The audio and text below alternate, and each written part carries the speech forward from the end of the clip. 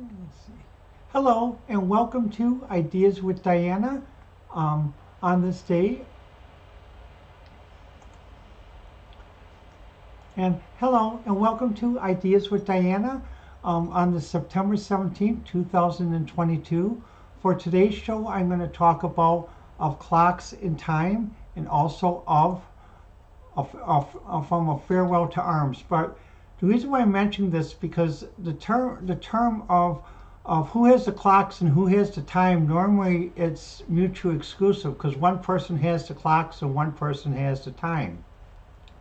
However, when I looked up the definition of what that actually meant, I saw that even in our war for independence in the United States, we both had the clocks and the times over the colonial British at that time, and in Vietnam it was actually the Vietnamese that had the clocks and the time over us. So why am I bringing this up? Because as I observe the world news and even the United States, a friend of mine even asked me something because for some people outside the United States and outside Wisconsin, may not realize why September 18th is such an important day for us in this state coming tomorrow. Um, September 18th, as in other months of the day, has been known as Bump Day. Now, what does Bump Day mean? Well, for many of us never had to rely on food banks, never had to go to a church to get food and other stuff until many years ago, and especially more times than so. This year, many people on September 18th of this year are looking forward to Bump Day when the food stamp when there's a bump in the food stamps due to situation caused by COVID and other things that have occurred since 2019, which helps out many of us quite a bit because that makes sure that we have enough food. But even with Bump Day, a friend of mine asked me because he's filling out for his new benefits, and he says, "Well, can you put something about this inflation? Because in the United States, we've had food inflation of 25% so far in the last 3 months. So it hasn't been, it's been like 10% one month. Well, actually higher than 25%. So let's see, 10% one month, 13% another month. That's 23, and let's see, 11% this last month. So no, 23. So 34%. So 34% food inflation. So to our friends in the EU, UK, and those affected by this sort of ongoing issue. There's different terms used: proxy war, NATO war, special operations. But we feel your pain, and we are starting to feel your pain now like that, though, because like I said, it was a very modest Labor Day. But when we think about this, I'm so reminded of something when I was in college, because in college what happened was we had a in computer science we had a certain exercise we had a program, and I'm gonna set up a pop here for us so we can see it. Just a minute, let me well I'll transition to it just a minute here.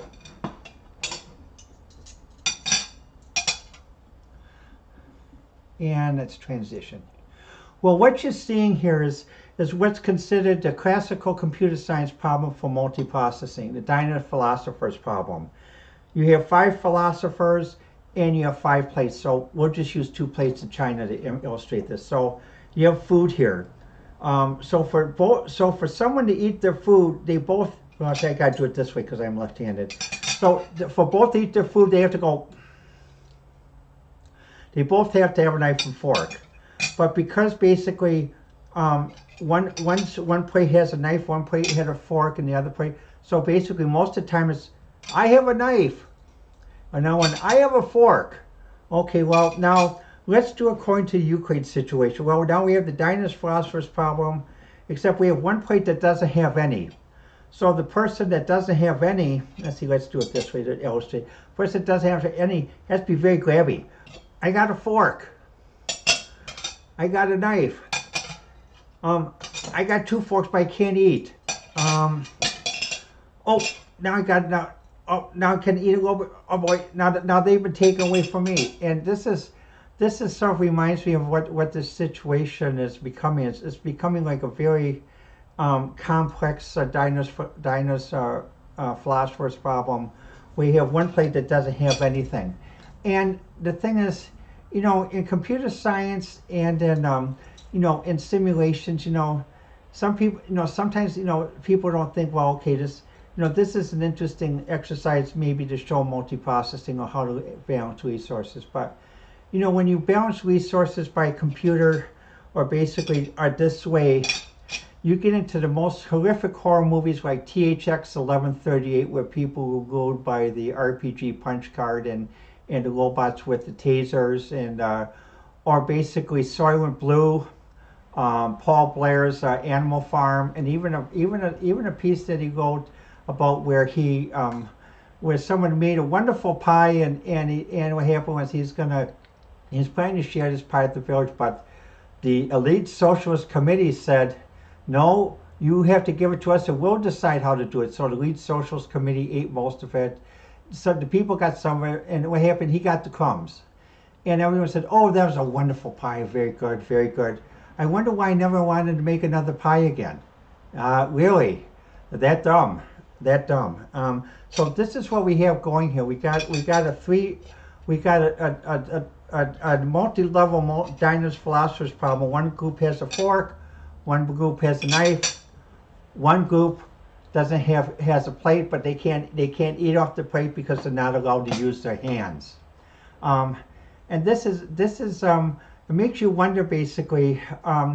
When Zurich can't keep the lights on to run the heated collider, they have to put on operational mode, suspend experiments. And when the City of Light Paris can't keep most of the lights on at night, if they they have to reduce the hours of the Eiffel Tower and other things. And I see clips where people who turn on the gas actually have to have a real-time meter that tells them, how much gas they used today, and it says like €1.36. So I'm not sure if in the euro system if there are cents, but I'll say 1.36 cents euros. And when they turn on the heat, there's a green button that says A or B, and they turn on A and it says credit 50 euros and 32 cents. I mean, when people have to watch the gas bills that much, to the elites, guys, women, you may enjoy your Haagen-Dazs, you may enjoy your wine and cheese, and you may enjoy your meetings and multiple bathroom breaks, but to the real people who have to live with this, it makes you. It's not surprising why they're revolting or why they're protesting peacefully, because, like one person, Peter Lavelle, said in his last show in Moscow, winter comes early for them, and pretty soon the chill will come to Europe too. And people, some people say, well, oh, why don't you just do like the 1940s, put a kettle on? Well, that's more than just calling the kettle black. I mean, in America, our kettle is silver. So, basically, and yet then you have the greenies who say, well, we could solve the world crisis if people just eat bugs. In the United States, there was a program called Fear Factor. And it was on NBC TV, and part of Fear Factor was basically you had to do all these stunts. But one part of Fear Factor which everyone looked at and wanted to see for sure was basically the scene that everyone who did these stunts, the scene that separated the one who won the Fear Factor was eating the bugs. So you'll give it this big plate of bugs. And it's like the greenies say, well, we can solve it by, okay, well, the greenies, here you go. Here's your plate of bugs or gawk. Enjoy yourself. But on Fear Factor, many people are like this.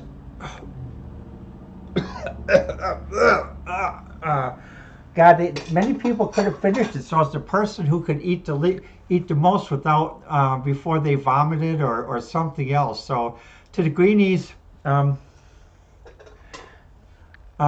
you want everyone else to eat your bugs for dinner and lunch and everything else, why don't you set the example and eat it yourself? Eat a big plate of bugs, or like on Star Trek with the Klingons, gawk, which actually wasn't bugs. It's actually is actually partially frozen Mexican jumping beans. But go ahead, eat your bugs and gawk and show the rest of the world.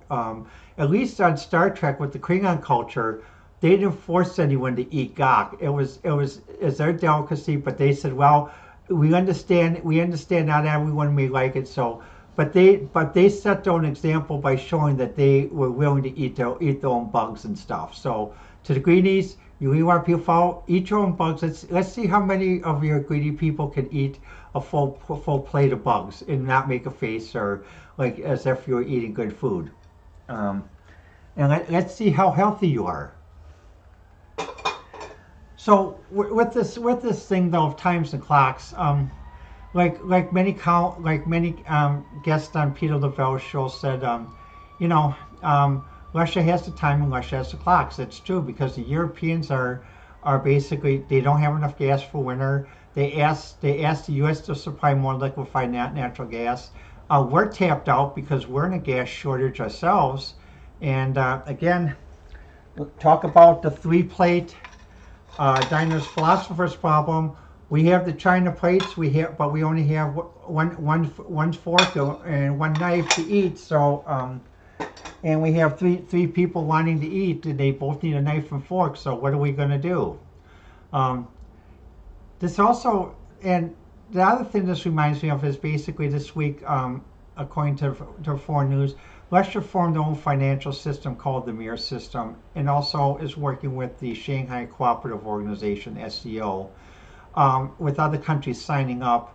So now we're going to financial systems. The SWIFT system is not the only bank on the block, and what does that mean basically when in the West that basically we ditched currency neutrality?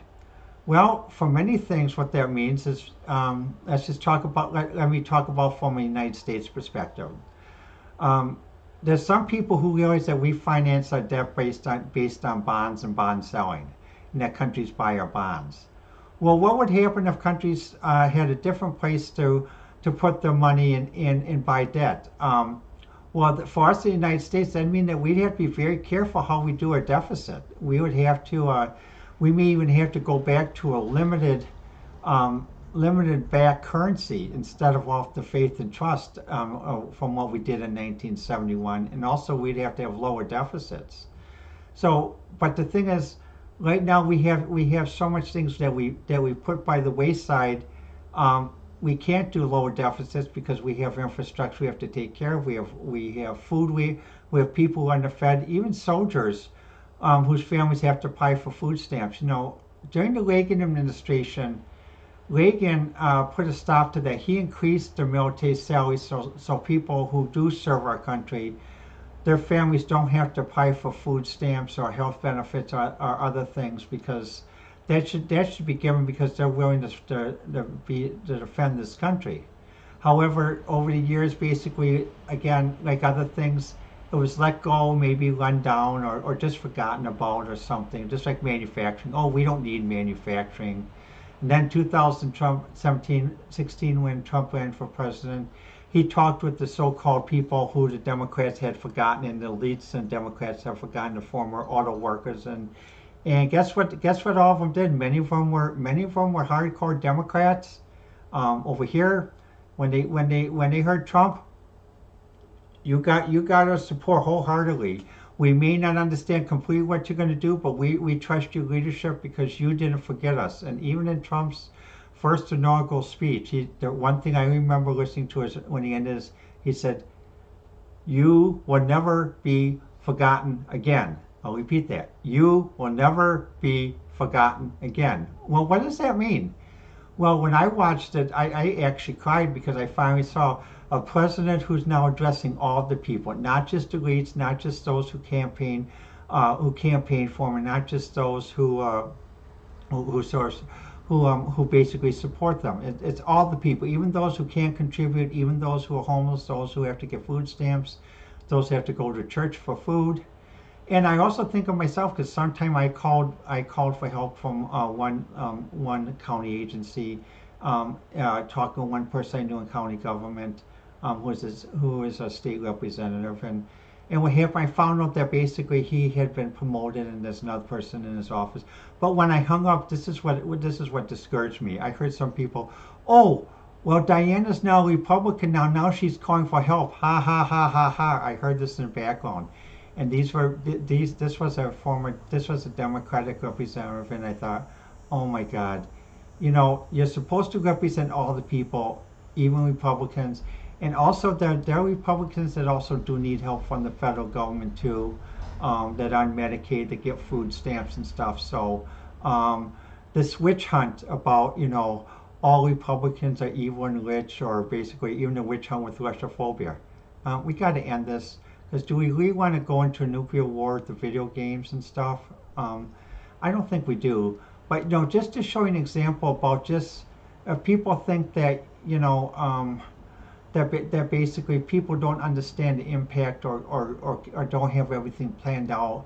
Let me show you something. This is something I started from my last talk. So let me just get one thing started here a little bit. In that though, I'm going to show you another simulation program, and this program is something that I wrote many years ago, when I was and also when I was a active researcher and part of SCS, and what happened was I just want to show you just example. People think, well, we can fight down to the last Ukrainian, or the Europeans are saying, well, we want to completely destroy Russia, break it up in pieces. Bad idea, guys. It's like even when you watch the movie Desert Fox about Rommel. When Rommel was in Africa and he heard the order from Hitler as to what he should do when the British were advancing, and Hitler's words were victory or death.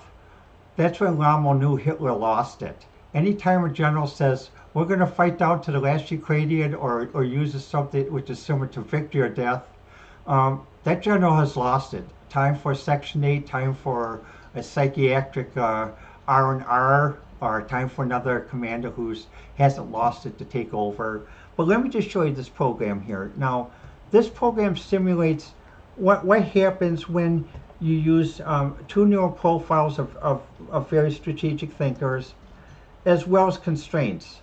So, and this was called CHH3, or ITS System 50. So let's run it. And whoops, let's see. Hold on just a minute. On live TV, this sometimes happens. So, but like Seymour Papert said, you actually learn from mistakes, and when you learn in IEEE, ACM, SDS, you learn from failure. So let's do it again. Oh, okay. Whoops, I think I know I did wrong. Let's just see. There we go. All right, let's do this right now. And also, you learn how people react when they do learn from failure, because many of these people have scripted media people that want to say, well, okay, well, just we want to make sure we never make a mistake on TV. Well, even like last time I was watching the news, I was listening to the foreign minister of the Ukraine. Actually, I think he would make a better president than the one they have. I probably got to be put on the Ukraine's naughty list for saying that I think he would make a better president than the one they have, because he can speak in English, and not just because he could. But the reporter asked him a question. He said, well, what about if it comes to a point that you have to talk with Russia, talk with the devil? And he pointed out a good fact. He says, well, you asked an evil question, which is right. The reporter did ask an evil question because of the way he said it. What the reporter should have said is, if the opportunity comes to talk in negotiations, are you willing to talk? That's what the reporter should have said. And so he answered the question the way the reporter asked it, which is different from many American politicians I observe on CNN and other things. Because like, will you answer the question, please? And the question asked, and he did. He said, well, to use your analogy, yes, I would speak with the devil, because part of my job as representing my country and being a foreign diplomat is to speak with everybody, even speaking with the devil, or even speaking with Russia, even though personally I may have feelings. But as a professional, I know I have to counteract those feelings, because for the benefit of my country and people, we need to figure out a solution to this. And he also implied that you know killing of the whole population by victory or death is not a solution. So that's why I say, I think he'd make a better president than the one they got in Ukraine. Again, I'm probably going to be put on the naughty list. But let me show you the simulation. Now, when we run the simulation, you'll notice that basically there are different constraints. So let me see right here where the arrow is. There's some constraint. Now, what happens with these constraints is you can fire through these constraints, but you can't move through them. So what happens, there's like an alley, and when the pieces are flashing, means which pieces are under attack. Now the thing is about this is you can see now basically how fast this solution can be done. This is based on 1996 technology, and this program is slowed down so that basically what happens, you can actually see it work, because this program could actually solve this whole problem in less than a minute, but it's been slowed down and does work by fighting rules. Please note it's under my old name. But when you look at this, you also see a decision. It actually tells you why a decision is being made, and you can see the change in the neural network as it is being made. Now, why am I demonstrating this? Because the thing to remember, though, is some people think, well, maybe our European elite friends think, well, we have our salons and we have our game rooms and we have our war game rooms and we can figure all this out. Guess what? The computer, better software and better thinking and neural networks or machine intelligence has already beat you guys to the punch. This is not the 19th century where you can have your lemon coke and you can sit on your horse and watch from afar as people are used for cannon fodder or bayonet fodder like that. Though, no, this is a whole new world, and if we do, and we already have escalated this to a NATO war fought by Ukraine's citizens of the Ukraine, with NATO commanders, NATO tactics, NATO C2 and C4I, C4ISR. So what's the next level of escalation? Well, I mean, there's been talk about red lines and other stuff, and even yesterday, President Biden was interviewed by CBS, and he's going to be on 60 Minutes this Sunday, which is a news show, major news show, Sunday news show in the United States, at 6 p.m. Eastern, 6 p.m. Central. And people gonna say, well, okay, well, and what did Biden say? Biden said, well, what happens if Russia decides to use nuclear? And what did Biden say? Biden said, don't. And then the report asked, well, what are you going to do? And finally, I'm glad to see Biden is wised up. He's not one of these far left liberal Democrats that tells the strategy ahead of time. He knows to keep the cards close to his vest. He knows to keep the cards close, and he says, do you think I'm going to tell you now what we're planning to do? No. I'm glad he showed he has a pair, that he grew a pair and stuff like that, though. But the problem is, it's like what I hear in different American talk shows and foreign talk shows. The leadership, the thinking like the cone heads here, the thing like, well, we're mailing our cones and we don't have to worry about this energy crisis because we can pay 8,000 euros a month for electricity and 8,000 euros for gas, and in the United States we can pay $20 a gallon of gas, and so with the rest of people. Well, the problem with the rest of people is this. There's one story that's written many years ago. It's called Gulliver's Travels, and it talked about Gulliver. Gulliver was basically an English aristocratic physician, and he got lost on an island, and what happened was basically he had all the things of attitudes and biases of that time. Well, at one point what happened was he fell asleep on the island, and the Lilliputians didn't know what to think. They were worried because, well, what's he going to do with him being bigger? Is he going to try to conquer us? So what happens, they tied him up. But here's the one thing the Lilliputians did different than what's been done by the European elites and even our elites. They talked. They sat down and talked. But they didn't send a man. They didn't send someone who's a politician. They sent a young woman who came up to him and offered him breakfast and talked and says, well, we're sorry we tied you up, but we don't know what to think of you. We need to know what are your intent, what's the reason why you're here? And he told me, says, I'm sorry I came up on your island. I was in a shipwreck, and she said, well, are you here to? No, I would like to get back to England, and she said, well, what do you think? And says, well, I think you're very nice people, and we have many things in common. We can talk about and live together. And then they untied him, and then basically they helped him build a ship to get back so that he could get back to England. But the point of Gulliver's Travels was that Gulliver was willing to talk and was willing to listen. Also, his intentions of a situation were not to take advantage of a situation, trying to force cheaper gas or force artificial prices, or say, well, we're only going to buy the gas at this price, because this reminds me of a famous American plaque. I don't have it with me, but let me state it. There's a famous American plaque in many managers' offices and executive offices. Your problem does not constitute an emergency for me. Again, your problem does not count an emergency for me. Or even like someone's going in the grocery store and say, well, I want to buy a loaf of bread for a penny because I mismanaged my budget.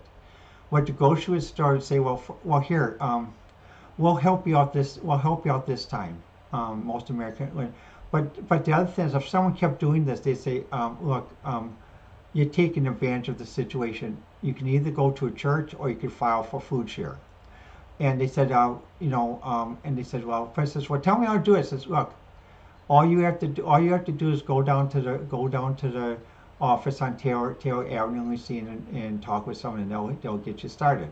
Well, that's too far. Well, if you don't have the effort to take care of yourself, don't dump it on us. You're an adult. It's up to you to take care of yourself.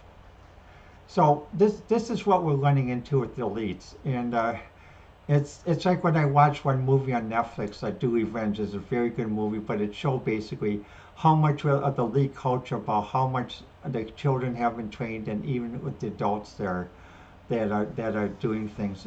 Basically, if it wasn't for people who aren't elites working every day, civilization would crash, and that elites will eventually find that out by November. And that though, because when people can't pay their bills, can't afford to go to the jobs and stuff, well, how come the store's not stocked? How come there's not enough electricity? How come this? How come that? Well, guess what?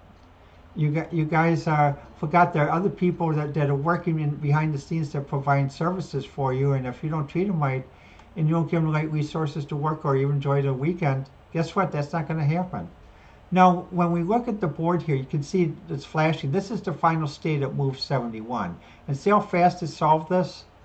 And this is the reason why I'm saying, there is an administrative solution to this crisis, and we got to figure one soon, because everyone's getting pulled in. The Europeans, United States, Russia, those involved in the war zone, and we're going to have something worse than the Great Depression, or even a food famine, then worse than the food famine 1931 with the Ukraine, where 10 million people died, because basically on infrastructure and other stuff wasn't there. So, in essence, when I think of this situation, it reminds me of the end of the Edwardian age, or the second Edwardian age, as in the United States, for when we overcame the dot-com crash and did and had to fight in 9/11, the money we spent for 9/11.